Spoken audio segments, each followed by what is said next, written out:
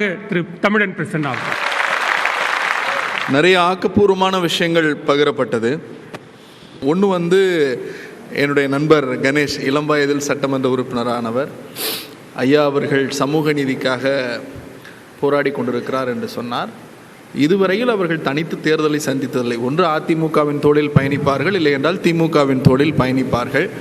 அந்த இரண்டு கட்சிகளோடு பயணித்து தான் அவருடைய சமூக நீதியும் எங்களோடு இணைந்து நாங்கள் சொல்லுகிற வழியில் நிலைநாட்டினார்கள் என்பது ஒரு கருத்து.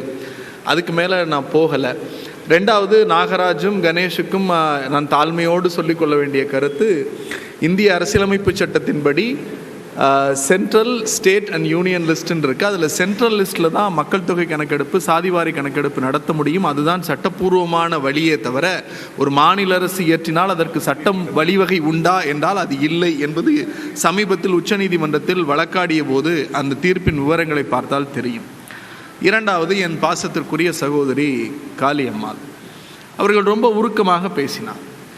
சுத்தமான குடிநீர், சுத்தமான கல்வி, வேலை வாய்ப்பு இவையெல்லாம் பேசினார்.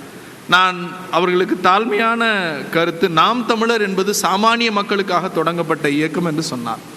நான் அதிலேயே முரண்படுகிறேன். நாம் தமிழர் கட்சியை உங்களை விட நான் அதிகம் வாசித்தவன். இன்னும் குறிப்பாக 2009களில் ஒன்றாக அண்ணன் சீமான், நான், சுபவி, மாமா சாகுல் அமீது அவர்களோடு ஒன்றாக மேடை ஏறி பேசியவன் என்கிற அடிப்படையில் சொல்கிறேன். தனித்தமிழீழம் என்பதும் தனித்தமிழ்நாடு என்பதுதான் உங்கள் கோரிக்கையாக இருந்தது. அதைத்தான் நீங்கள் முதலில் பேசினீர்கள். அந்த கருத்தை உங்களால் இப்போது பேச முடியுமா என்பது என்னுடைய தாழ்மையான கருத்து. ரெண்டாவது சொன்னார், நீங்கள் ஈவேராமன் பெரியார்மன் என்று சொன்னீர்களே, தமிழ்நாட்டில் தலைவர்களே இல்லையா? நான் வளர்ந்து பிறந்த நாகப்பட்டினத்தில் மறைமலையடிகளார் இருக்கிறார், அவரை பற்றி உங்களுக்கு தெரியுமா என்று சொன்னார். நீங்கள் பிறப்பதற்கு முன்னால், நான் பிறப்பதற்கு முன்னால் இந்த இயக்கத்தின் முதலமைச்சராக, இந்த தமிழ்நாட்டின் முதலமைச்சராக இருந்த முத்தமிழறிஞர் கலைஞர் 19/6/1969 அந்த நாகப்பட்டினம் பேருந்து நிலைய முற்றத்தில் முழு உருவச் சிலையை மறைமலையடிகளாருக்கு நிறுவியது தலைவர் கலைஞர், திமுக. அது மட்டுமல்ல, மறைமலையடிகளார் அவர்களுடைய நூற்றுக்கணக்கான நூல்களை நாட்டுடைமையாக்கியது முத்தமிழறிஞர் கலைஞர். அந்த தொகையை, ஈவுத்தொகையை அவர்கள் குடும்பத்தினருக்கு கொடுத்தது தலைவர் கலைஞர். அது மட்டுமல்ல, தமிழ்நாடு அரசின் சார்பாக மறைமலையடிகளார் அவருடைய கோரிக்கையை ஏற்றுத்தான் தை முதல் நாள் தமிழ் புத்தாண்டு என்று அறிவித்ததும் தலைவர் கலைஞர். அதுவும் உங்கள் குறிப்பிற்கு. இந்தியாவினுடைய சராசரி கல்வி வளர்ச்சி என்பது 28%. ஆனால் தேசிய சராசரியில் இன்றைக்கு தமிழ்நாட்டினுடைய கல்வி வளர்ச்சி சராசரி விகிதம் 68%. அதை போலவே பெண்களுடைய தேசிய சராசரி கல்வி வளர்ச்சி 32%. ஆனால் தமிழ்நாடு 69%. சுத்தமான குடிநீர் என்று சொன்னார். குடிநீர் எல்லோருக்கும் போக வேண்டும் என்று சொன்னார்.